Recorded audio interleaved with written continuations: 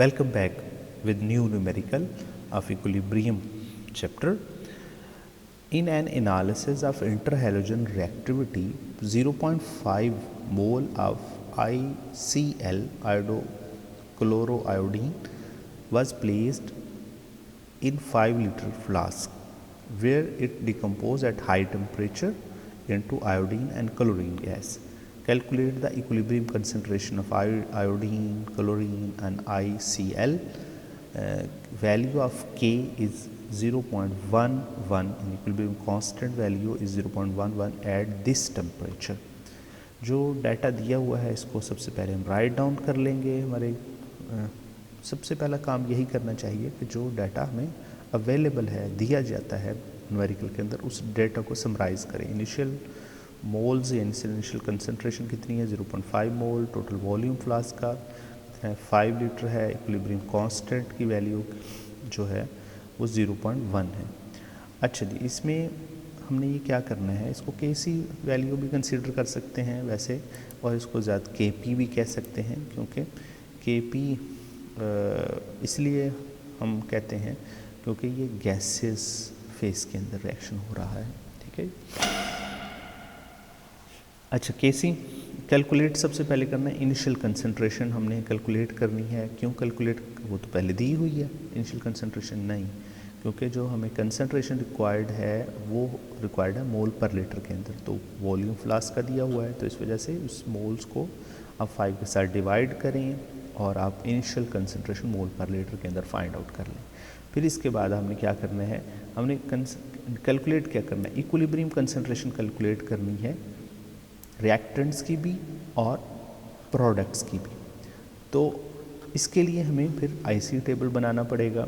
IC table के अंदर हम वही काम करेंगे कि सबसे पहले इनिशियल कितनी कंसंट्रेशन है, फिर चेंज कितना आएगा, फिर इक्विलिब्रियम लेवल कंसंट्रेशन, इक्विलिब्रियम पे कंसंट्रेशन कितनी होगी. तो रिएक्टेंट को सबसे पहले लिख लेते हैं ICl, और फिर आयोडीन, फिर Cl. इनिशियल कंसंट्रेशन ICl की दी गई है तो हम वो लिख लेंगे 0.1 मोल पर लीटर जो हमने फाइंड आउट की है. और जो चेंज कितना आया है वो चेंज हम लिखेंगे यहाँ पे -2x. -x लिखते हैं. 2 क्यों आया? डेफिनेटली कोफिशिएंट होगा क्वेश्चंस के अंदर, तो स्टार्ट में जो कोफिशिएंट्स होता है वो x के साथ लिखना पड़ता है हमें. ठीक है. अच्छा, आयोडीन और क्लोरीन 2 प्रोडक्ट्स हैं, और इनिशियल जब कंसंट्रेशन रिएक्टेंट की दी जाती है तो प्रोडक्ट की इनिशियल कंसंट्रेशन ऑलवेज फिर 0 होती है, तो वहाँ पे 0 पुट कर देंगे. चेंज कितना आएगा प्रोडक्ट्स में, तो उसके साथ हम +x और +x राइट डाउन कर देंगे. तो इनका कोफिशिएंट 1 थे, तो हमें सिर्फ x लिखना पड़ेगा. अच्छा जी, इक्विलिब्रियम पे कितनी कंसंट्रेशन होगी, तो डेफिनेटली रिएक्टेंट के लिए इनिशियल माइनस चेंज और प्रोडक्ट के लिए इनिशियल प्लस चेंज, तो हमारे पास ये वैल्यू आ जाएगी इक्विलिब्रियम वाली.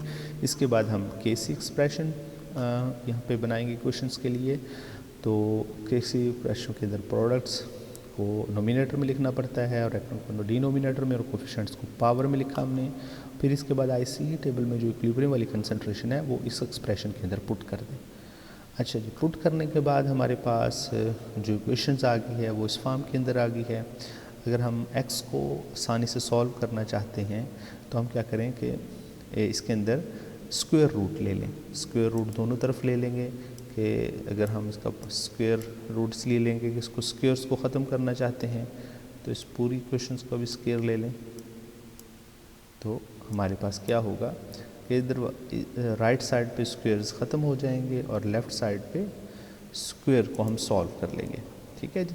जब हमने सॉल्व कर लिया तो यहाँ पे हम x की वैल्यू यहाँ पे निकालनी है, तो डिनोमिनेटर की वैल्यूज़ को हम क्या करेंगे, इस वैल्यूज़ के साथ हम मल्टीप्लाई कर लेंगे. मल्टीप्लाई करने के बाद हमारे पास सिंपल इक्वेशन जो आ जाएगी वो इस फॉर्म के अंदर आ जाएगी. फिर इस फॉर्म के अंदर जब इक्वेशंस आ जाए आपके पास, तो x की वैल्यू फाइंड आउट कैसे करते हैं, तो ये वाली वैल्यू जो है वो दूसरी तरफ ले जाके लेफ्ट इसको डिवाइड कर देंगे. तो डिवाइड करने के बाद हमारे पास जो x की वैल्यू आई है वो 0.01994 मोल पर लीटर. अब आईसी टेबल के अंदर दोबारा चलते हैं कि यहाँ पे x की ये वाली x वैल्यू है, यहाँ भी x है और यहाँ भी x है.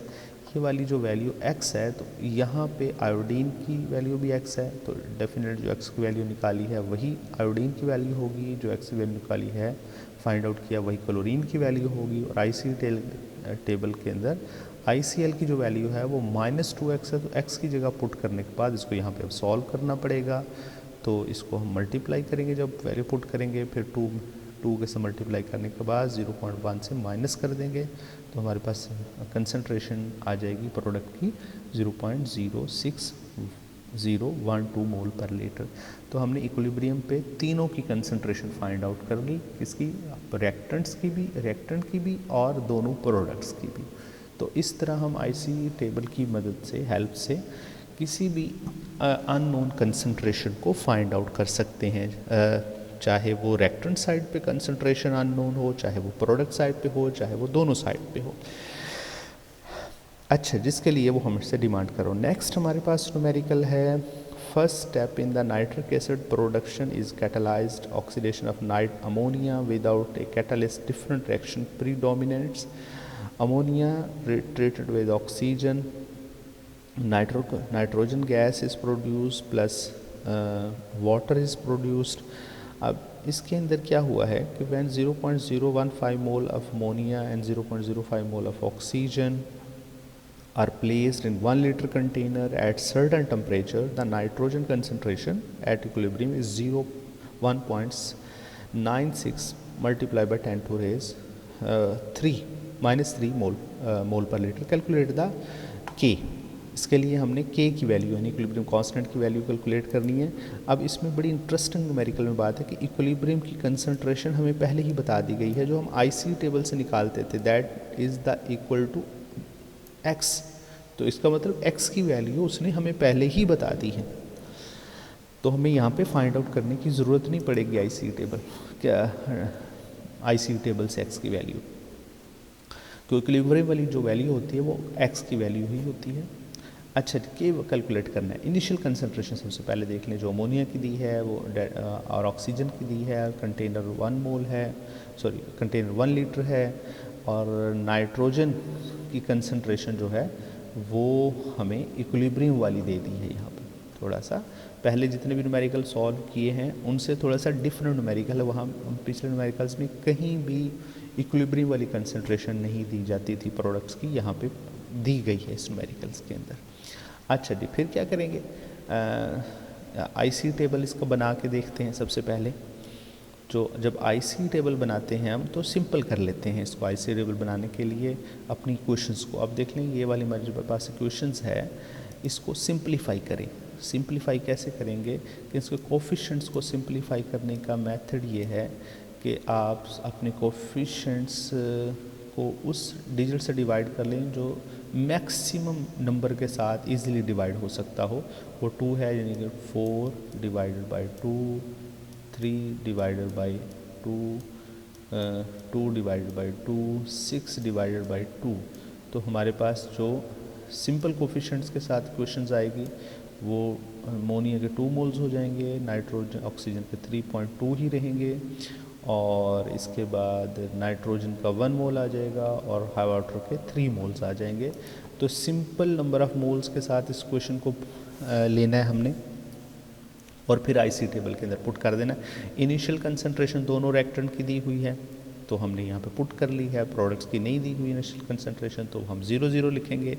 तो वैसे जैसे मैंने पहले भी आपको बताया था कि यहाँ पे इसने लिखा हुआ 4 डिवाइड बाई 2, तो आपको यहाँ से लिखने की ज़रूरत नहीं है, क्योंकि इसने IC टेबल में डायरेक्ट इसी इक्वेशंस को लिया है, लेने के बाद उसी की नंबर ऑफ मोल्स पहले यहाँ पे डायरेक्ट पुट कर लिए हैं। लेकिन यहाँ पर डायरेक्ट पुट करने की ज़रूरत नहीं है, आप -2x लिख लेते, जो पहले इक्वेशन को सिंपल करें फिर IC टेबल के अंदर पुट कर लें -2x, और यहाँ पे 3/2 x कोफिशिएंट जो है ऑक्सीजन के 3/2 हैं, 3/2x लिख लें माइनस के साथ, क्योंकि रिएक्टेंट के साथ माइनस का साइन आएगा। नाइट्रोजन के लिए नंबर ऑफ मोल्स 1 है तो यहाँ पे +x लिख लें, और इसके बाद वाटर के 3 हैं तो 3x लिख लें, या फिर 6.2 लिख लें। 6.2 लिखने की कोई ज़रूरत नहीं है, डायरेक्ट 3x लिख लें अगर आप उसको पहले ही सिंपल कर रहे हैं क्वेश्चंस को। फिर इक्विलिब्रियम वाली वैल्यूज़ आप देखें कि नाइट्रोजन की जो वैल्यू थी 0 + x, यहाँ पे x की वैल्यू आपको पता है वो ऑलरेडी उसने नाइट्रोजन की बता दी है, तो इक्विलिब्रियम वाली वैल्यू x की हमें दे दी गई है। तो यहाँ पे +3x है और यहाँ पे इनिशियल -2x है, इनिशियल -1.5x है। तो इसका मतलब x की वैल्यू जब दे दी तो हमें अब मज़ीद कोई सॉल्व करने की ज़रूरत नहीं, यहाँ भी यही x की वैल्यू पुट करें, यहाँ भी x की वैल्यू पुट करें, यहाँ भी x की वैल्यू पुट करें, बाकी स्पीशीज़ की वैल्यू अब आसानी से और आराम से निकाल सकते हैं। ठीक है जी, ये हमने निकालने के बाद जब हम ये वैल्यूज़ निकाल ली x की और सब की कंसंट्रेशन इक्विलिब्रियम वाली आ जाएंगी हमारे पास, अमोनिया की भी, ऑक्सीजन की भी और वाटर की भी, तो फिर डायरेक्ट केसी एक्सप्रेशन लिखें और ये वैल्यू जो आपने निकाली है यहाँ से, ये वाली वैल्यूज़, और ये डायरेक्ट केसी इक्वेशंस के अंदर पुट कर दें। जब पुट कर देंगे तो केसी की वैल्यू दोनों को डिवाइड करने के बाद नोमिनेटर और डिनोमिनेटर्स की वैल्यूज़ को डिवाइड करें, इनकी पावर्स को ख़त्म करें और आप केसी ईज़िली फाइंड आउट कर सकते हैं। ठीक है, होप सो आपको ये न्यूमेरिकल समझ में आ गया होगा। इंशाल्लाह हम नेक्स्ट वीडियो में कुछ नए न्यूमेरिकल के साथ आएंगे। टेक केयर, अल्लाह हाफिज़।